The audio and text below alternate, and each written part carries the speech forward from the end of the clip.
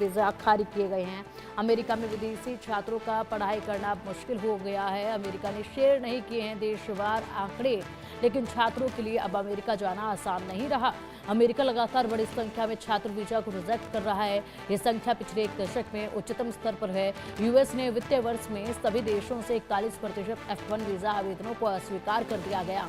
हालांकि अमेरिकी विदेश विभाग ने F1 वीजा के लिए देशवार अस्वीकृति दर के आंकड़े अभी शेयर नहीं किए हैं। रिपोर्ट के मुताबिक 2024 के पहले 9 महीने में भारतीयों को जारी किए गए छात्र वीजा की संख्या 2023 की इसी अवधि की तुलना में 38% कम हो गई थी।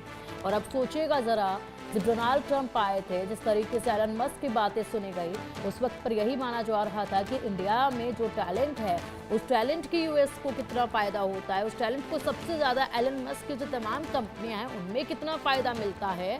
लेकिन बावजूद इसके अब जब इस तरीके से भारतीय छात्रों के वीज़ों को रिजेक्ट किया जा रहा है तो बड़े सवाल उठते हैं।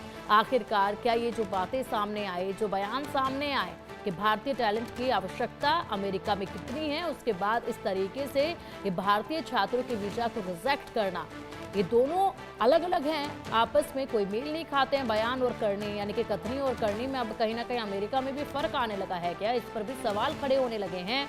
अब देखना होगा कि क्या इस पर कोई बातचीत होगी, क्या इस पर अमेरिका की तरफ से कोई जानकारी अधिक दी जाएगी या भारत की तरफ से इस पर बात की जाएगी, देखने वाली बात होगी। लेकिन फिलहाल भारतीय छात्रों के लिए अमेरिका में जाकर पढ़ाई करना अब जो है कुछ आसान नज़र नहीं आ रहा है, क्योंकि जिस तरीके से 41% F1 वीज़ा खारिज किए गए हैं, उस पर सवाल ये खड़े हो रहे हैं।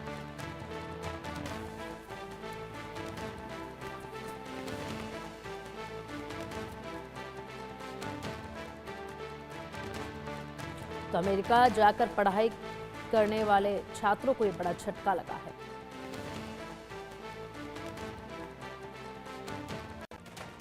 बढ़ेंगे आगे। रूसी तेल पर बेअसर नजर आ रहा है अमेरिका। भारत पर रूसी तेल खरीदना फिर से शुरू हो गया। जनवरी फरवरी के मुकाबले मार्च में ये तेजी आई।